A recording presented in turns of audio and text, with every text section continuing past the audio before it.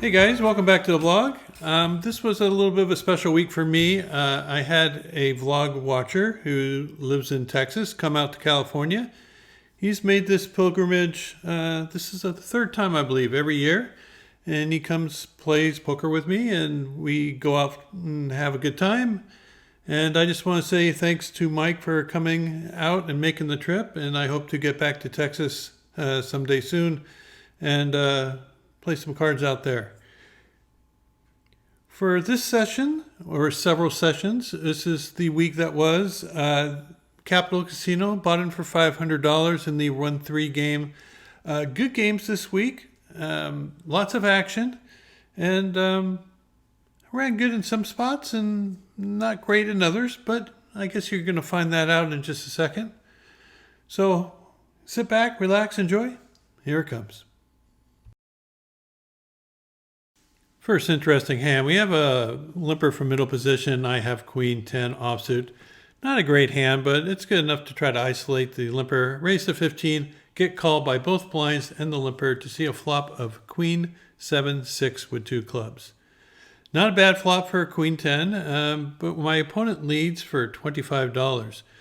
What could he be doing this with? Well, definitely a queen better than mine, but there are a lot of draws out there. Flush draws, straight draws. The one I'm worried about is a queen high flush draw. That might have me beat now and have me drawing fairly slim. The other two players fold out and we see a turn card of a jack of diamonds. Thinking he would slow down a little bit on some of his draws, but he fires out for $45. I don't think I can go anywhere. I put in the call. Now, river card comes as 3 hearts, so all the draws miss except for 4-5. I don't think he would be limping in with 4-5. He ends up checking. I'm thinking about going for value, but I don't think I can get any value. He turns over ace-3 of clubs, and we win this. I then end up winning a few small pots or pre-flop action where I have a pair of 8s, put in a raise to $20, everyone folded, win a couple bucks. This time there was a little bit more action. I actually have a little bit better hand. I got queens.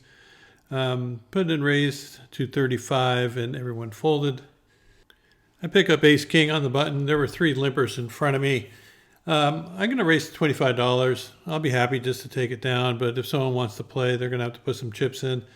Player at the end of the table makes the call. He doesn't have a very big stack. And then the player to my right, who the dealer almost forgot about, he has even a shorter stack. He puts in the call as well. Flop comes out, jack 8 deuce. I get a read on my opponent at the end of the table. He seems pretty weak the way he's holding his cards and peeking at them. My feeling is my ace king is good, but I need to deny equity. And if I get called, I got 6 outs. And what's it going to cost me? $100? Definitely well worth the gamble. So I put in the bet for $70. Player at the end of the table folds rather quickly. The one to my right thinks for a little bit, but ends up Hollywood folding.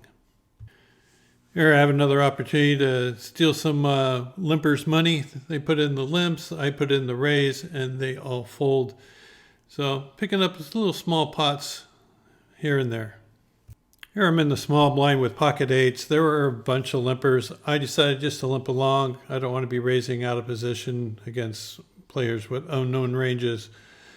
Well, we get a pretty decent flop that comes out King 8-3 rainbow. Can't ask for much more. I think I'm only going to get action from someone with a king, so I checked to see if someone would bet a king. Player at the end of the table takes a stab for $25. He has a short stack, hoping to get an overcall by just flatting here, but nobody has anything and they all fold. So now I'm up against a player with a short stack, and he probably has some sort of king. Deuce is pretty much a blank. If he has something, he would probably bet it, but I check and he checks behind, so I think he has a weak king at this point. Trying to figure out how much I can get from him. I decided to go for $40. This is probably a little bit optimistic, but he hasn't been having a good afternoon yet, so he might put in a crying call with a king, and who knows, maybe his king was as weak as one of those 4s or deuces, but I think he would have bet that on the turn. After some thought, he decided to make a very, very crying call. In fact, I could still hear him crying today. So he tosses it in, I show him the goods, and he flashes that he did in fact have a king in his hand, and we win this one.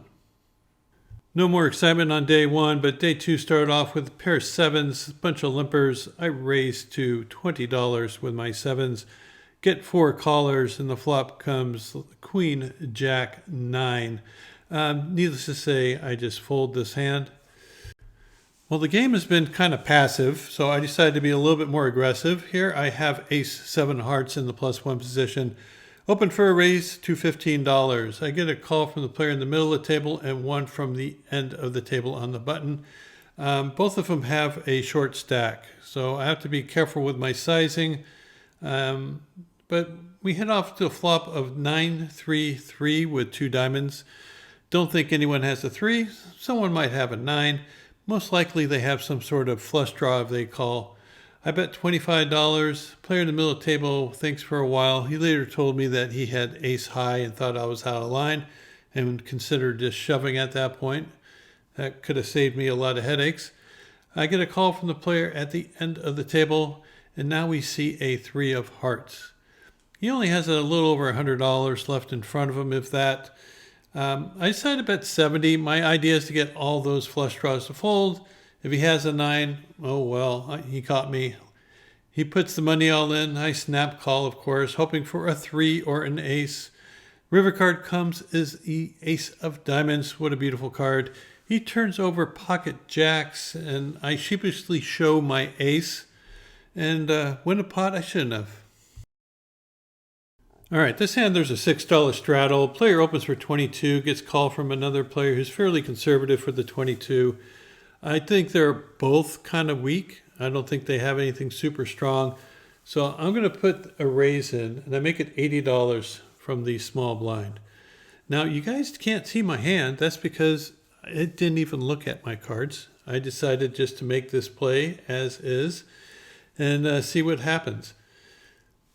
Player at the end of the table, who's the original raiser, he ends up folding. Once he folds, I feel I'm pretty safe. The other player ends up folding a hand that he said was ace jack. Never did peek at these suckers. I wonder what I had. What do you guys think? Think I had something good? Well, the player under the gun just got stacked, and I think he's a little bit steaming. He rebought for $100. He opens for $15. I think everyone at the table thinks he's a little bit steaming, and 3 people call for the $15. And it comes back to me in the small blind, and I actually look at my cards this time, and I have ace king. Pretty good hand. Player has a $100 stack. I'm going to go ahead and raise to $100. He calls, everyone else folds. I show my ace king, and he shows his ace king. So it looks like we're just going to end up chopping this one up, and that's okay. We got a bunch of dead money out in there. Again, there's a lot of passivity in this game, so I started raising with a lot of stuff. Sometimes I had good cards, sometimes I didn't. But basically, I just raised and took down a bunch of limping money. This one, there was a raise to 10, a player called for 10, and I had 10. So, of course, I'm going to raise again. I make it 50. They all ended up folding. So I'm getting a lot of respect, but maybe they're starting to catch on that I'm raising with a lot of garbage. Well, this particular hand, I have King Jack offsuit in the cutoff. Really not a very good raising hand, but after a bunch of limpers, it falls into the raising category. I make it $25.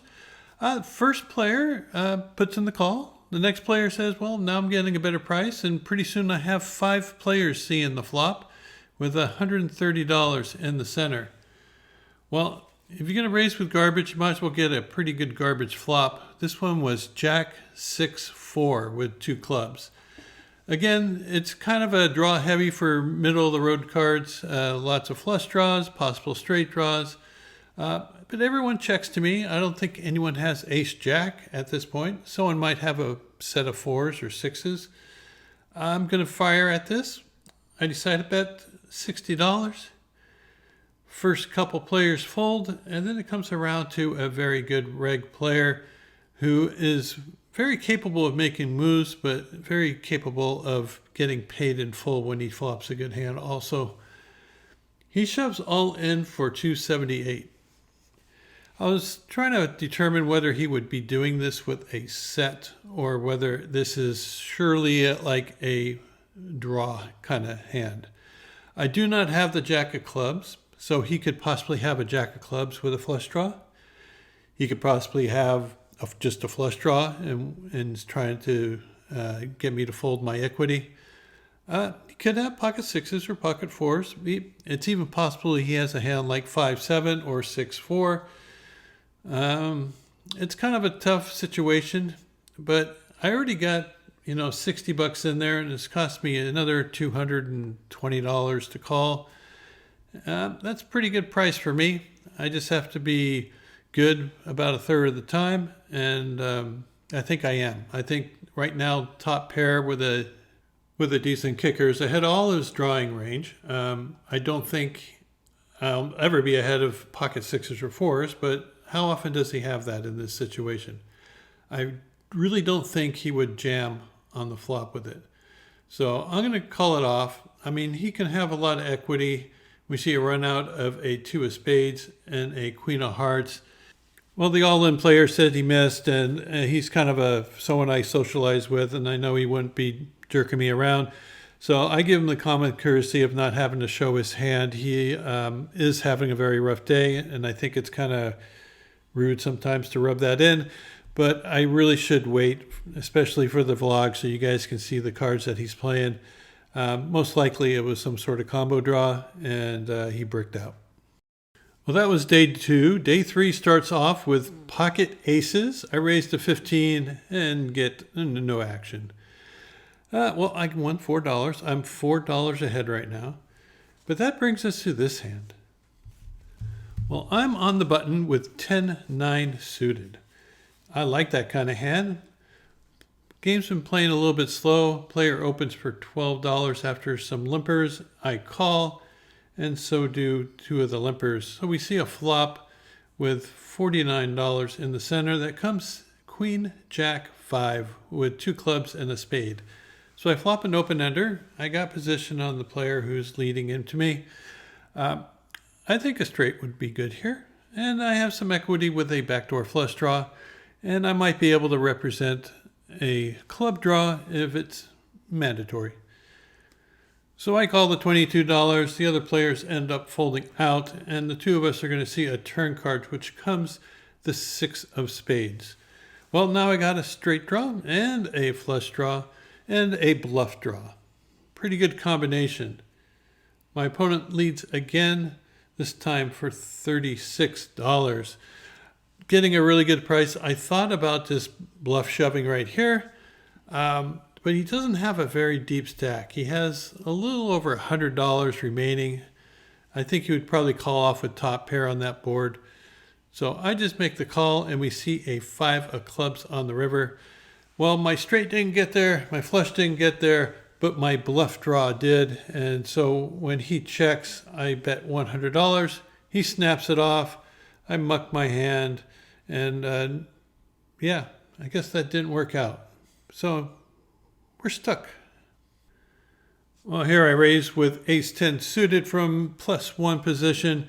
Get a call quickly from the player on my left. And then a player with a very short stack, $50, shoves all in.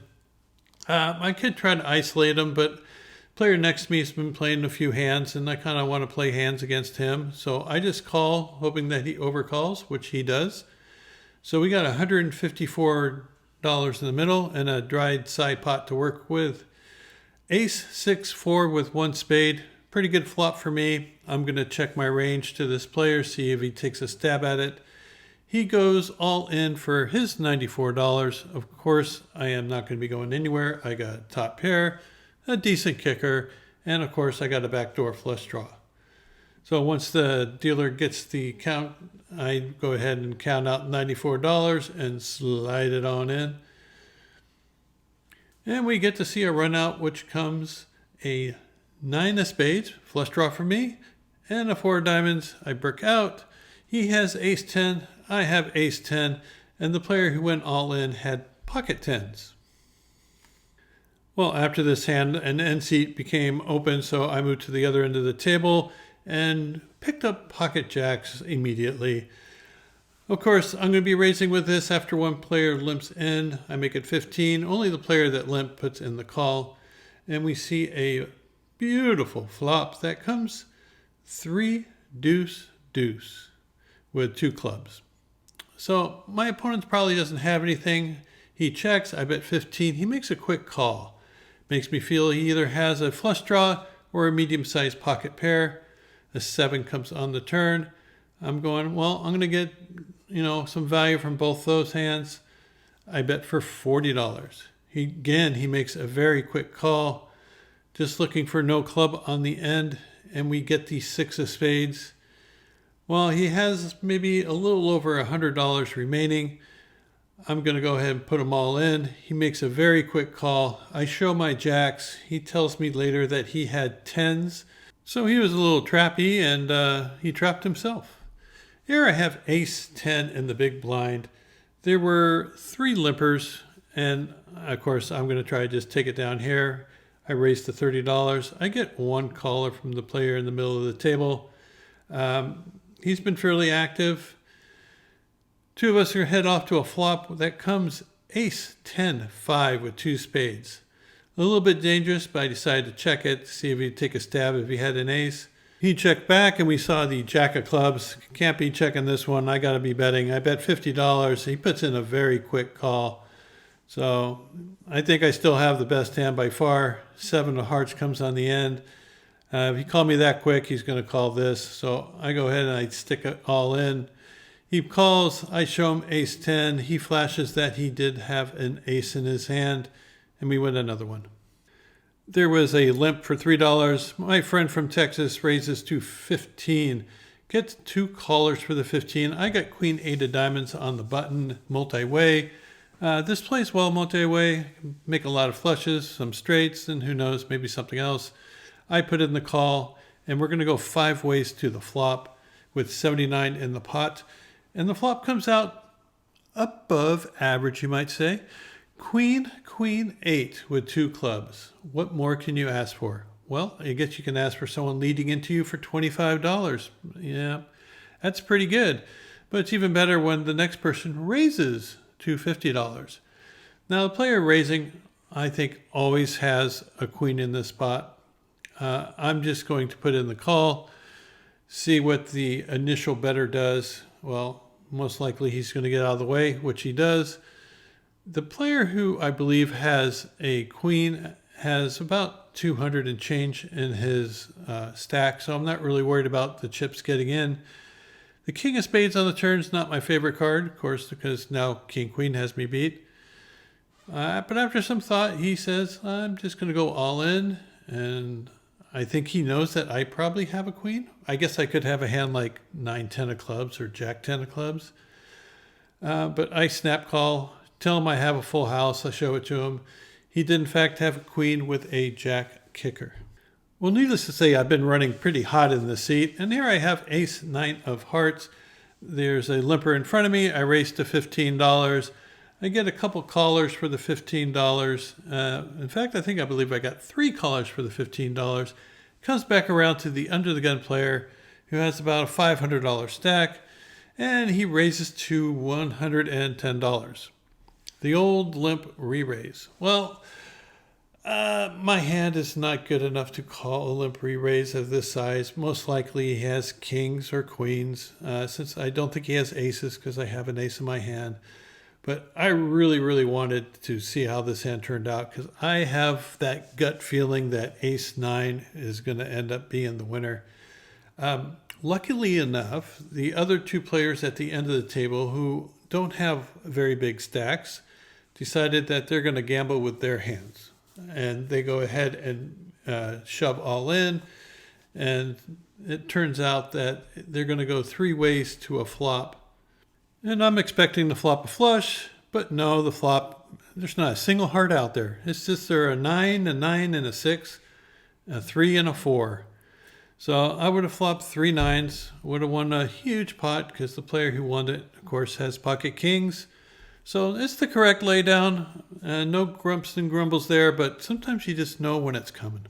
Well, I'm going to give all the credit to this hand to the gentleman in seat 6 and the dealer, because just as they were dealing out the cards, the gentleman in seat 6 said, "Deal me in." So the dealer slid back a card or two, and when they give me my cards, I had pocket aces. So if that player missed a hand, I would not have this hand. Raise to 20, get 2 callers, see a pretty good flop of queen 9 deuce. Only real trouble would be someone with pocket deuces or maybe queen 9 suited. Check to me. I'm going to make a little bet for $30. Player on my left with a deep stack ends up folding. Player with a short stack just shoves all in.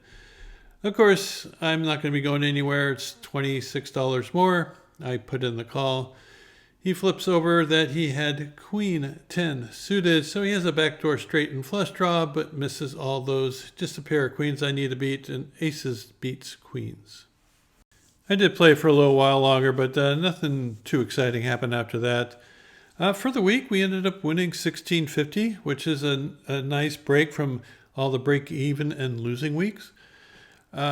For the month, we're up about $1,500, and as you can see, our year-to-date needs some more improvement. So hopefully we can get that rolling. I appreciate everybody watching and making it to the end of the video.